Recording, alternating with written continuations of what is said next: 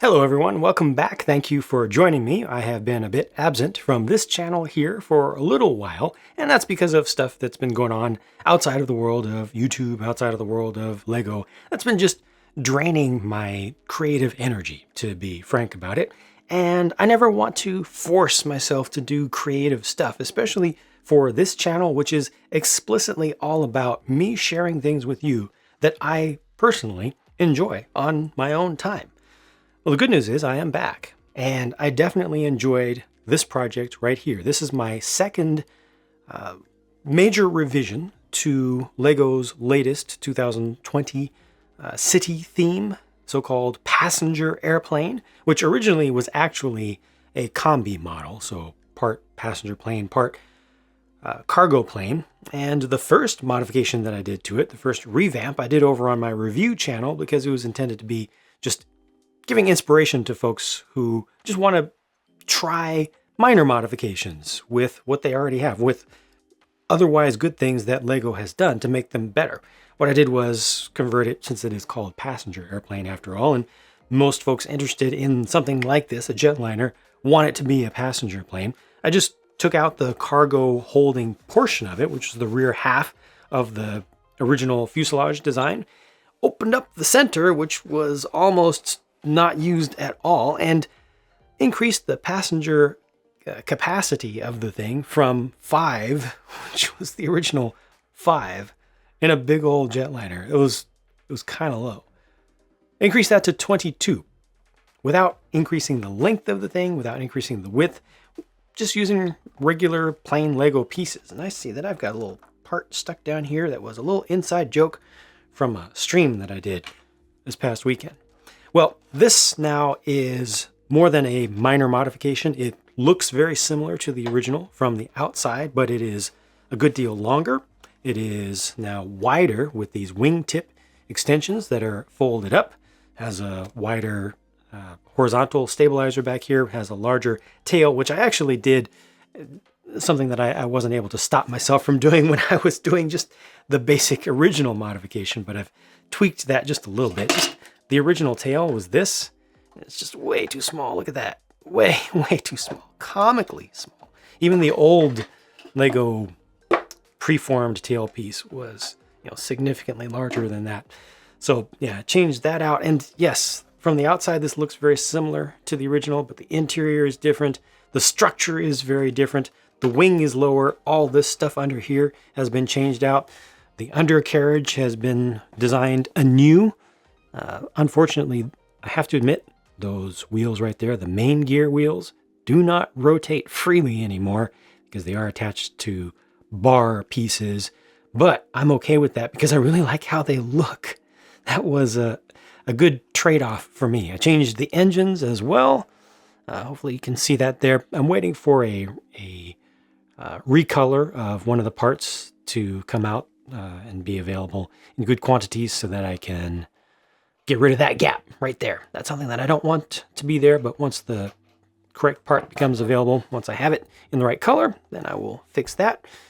Front gear is set up there, and this has, in addition to the main entrance over here, it's got a suggestion of an emergency exit on this side, the starboard side, and also suggestions of small emergency exits at the rear. So some alternates as well.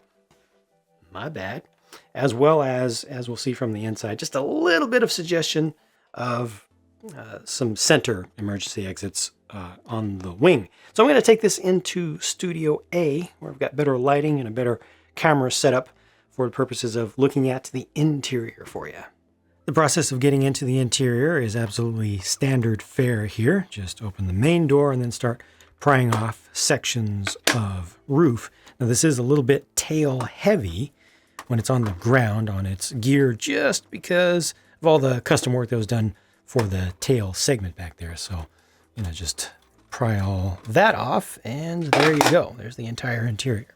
Oh yeah, got to take the nose canopy off as well. And that's just that original single piece. And oh, I forgot to put custom figures in there. Well, it stands to reason I did very little actually to customize the front of this. I shortened it up a little bit, made it a little bit more efficient in its use of space so I could get one additional stud of space to use for the interior here. But I just felt that the Lego designer did such a great job with this cockpit. It's darn near perfect, so I didn't mess with it. And I did forget, though, to change out the figure. So just behind that, this is actually a door. There's not enough room for it to open. It's an older piece.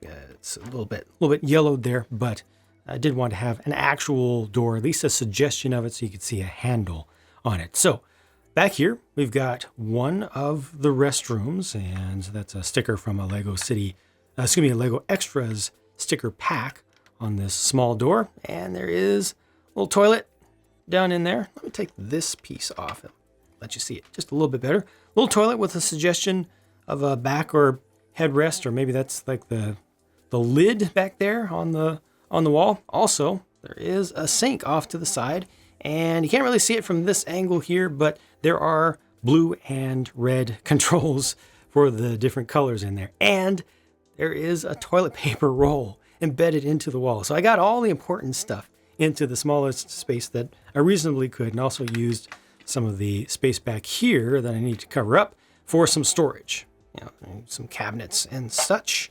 And on the other side, up front there, this is I call it a half galley. So you don't get really good views of it from here now that it's complete, but you got the coffee pot there, and that is also an older Lego design that I just thought was perfect and could not be improved. Uses so few pieces, and it's just the right shape. And then I've got some parts to make it look like there are some cabinets and such. Maybe one of those represents the cover for an appliance. I might find a sticker at some point that will work well over there. In this intermediate area, the entrance little area here, I do have the curtain up. That's just a cape piece.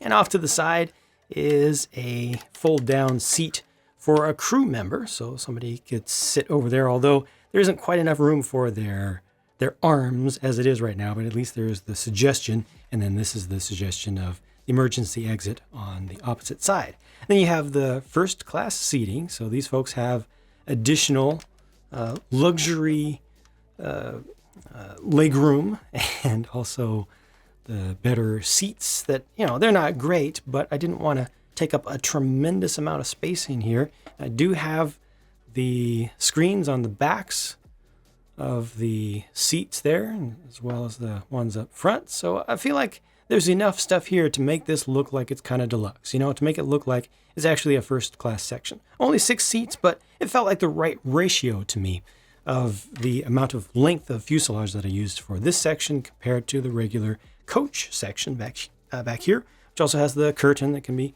slid off to the side, provides a little bit of separation there. And then here, I've gone with the same scheme for spacing out the seats. They are just 1/2 of a stud from each other, front to back, and just using the regular Lego seats. Same thing that I did with the original modification to this. It just feels right to me.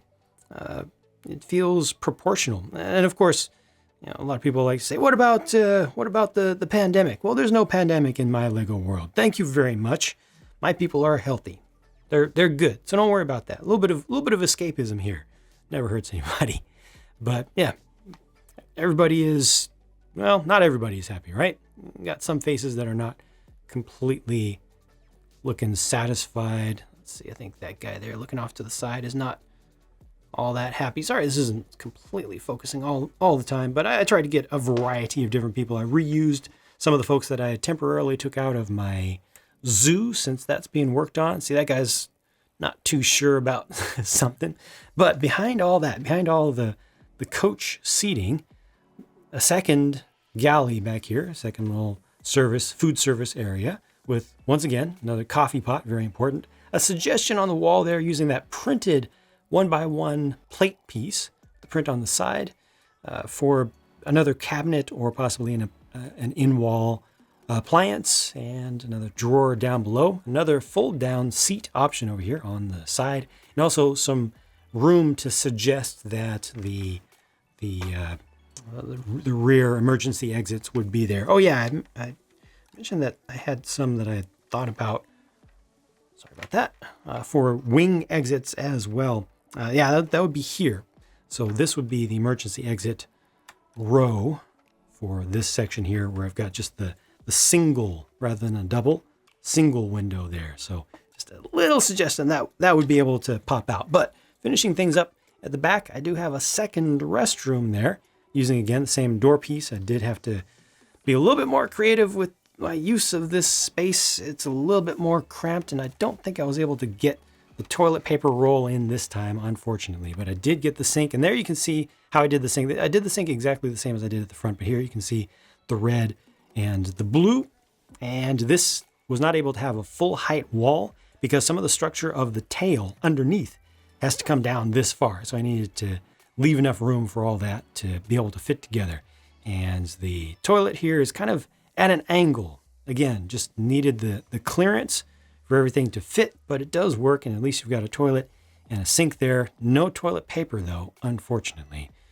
There's one more thing that I could put into this entire plane anywhere of any sort, it would be toilet paper for the rear. Kind of important, right?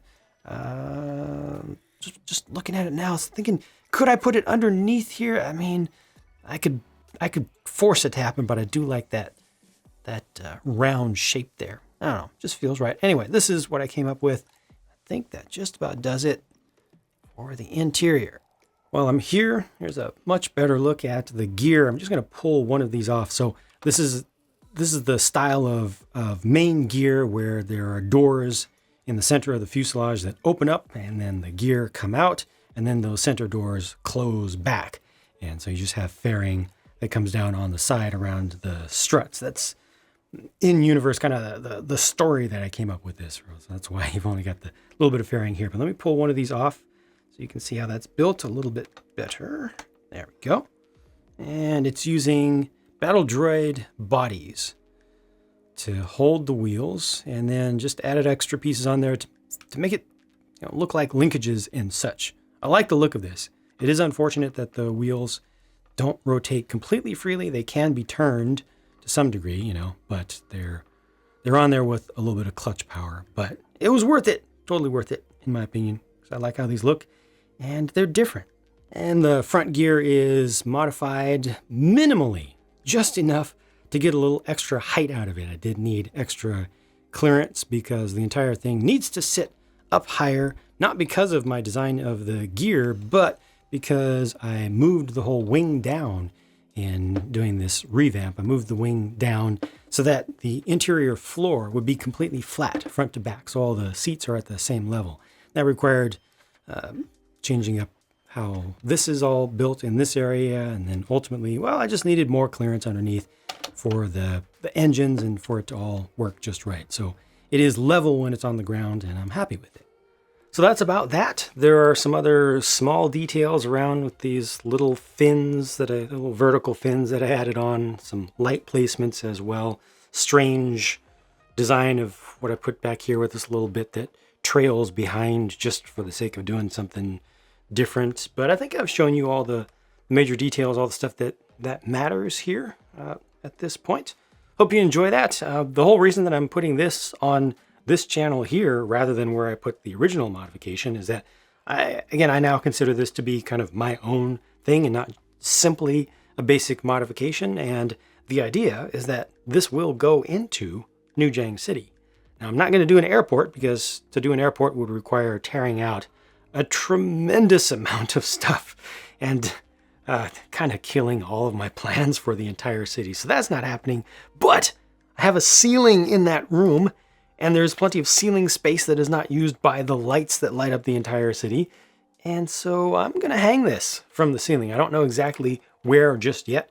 I want to make sure I do it in a nice sturdy way that's also going to look kind of proper, get it at a nice angle, kind of swooping by so you can see it from down below and not just see purely the underside. Although, I don't know, maybe just seeing it from the underside might be cool after all.